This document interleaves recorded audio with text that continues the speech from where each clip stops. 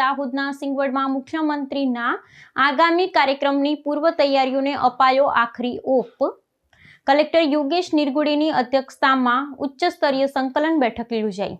દાહોદ જિલ્લાના સિંગવડ તાલુકામાં ગુજરાત રાજ્યના મુખ્યમંત્રી ભૂપેન્દ્રભાઈ પટેલની પ્રેરક ઉપસ્થિતિમાં આગામી સમયમાં યોજાનાર એક વિશેષ કાર્યક્રમનું સુચારુ આયોજન હેતુ દાહોદ જિલ્લા સેવા સદન ખાતે ઉચ્ચ સ્તરીય સંકલન બેઠક યોજાઈ હતી। જિલ્લા કલેક્ટર યોગેશ નિરગુડેની અધ્યક્ષતામાં આયોજિત આ બેઠકમાં વહીવટી તંત્ર દ્વારા મુખ્યમંત્રીના આગમન સંદર્ભે ચાલી રહેલી પૂર્વ તૈયારીની સર્વગ્રાહી સમીક્ષા કરવામાં આવી હતી।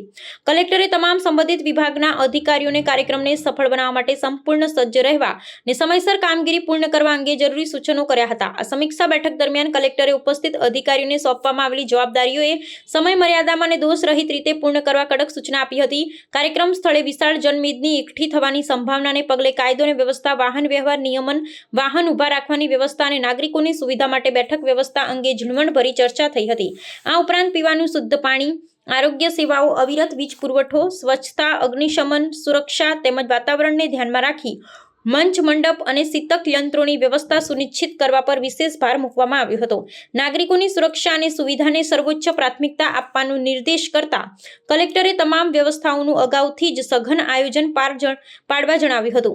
મુખ્યમંત્રીના આગમન પૂર્વે વહીવટી તંત્ર કોઈપણ પ્રકારની કચાશ છોડવા માંગતું ન હોવાથી વિવિધ વિભાગો વચ્ચે સતત સંકલન જાળવવાની તાકીદ કરવામાં આવી હતી। આ મહત્વપૂર્ણ બેઠકમાં જિલ્લા વિકાસ અધિકારી સ્મિત લોઢા, જિલ્લા પંચાયત પ્રમુખ કરણસિંહ ડામોર, નિવાસી અધિક કલેક્ટર જે.એમ. રાવલ, નાયબ પોલીસ અધિક્ષક ભંડારી અને પટેલ તેમજ દાહોદ અને દેવગઢ બારિયાના નાયબ વન સંરક્ષક સહિત તમામ ઉચ્ચ સંકલન અધિકારીઓ ઉપસ્થિત રહ્યા હતા।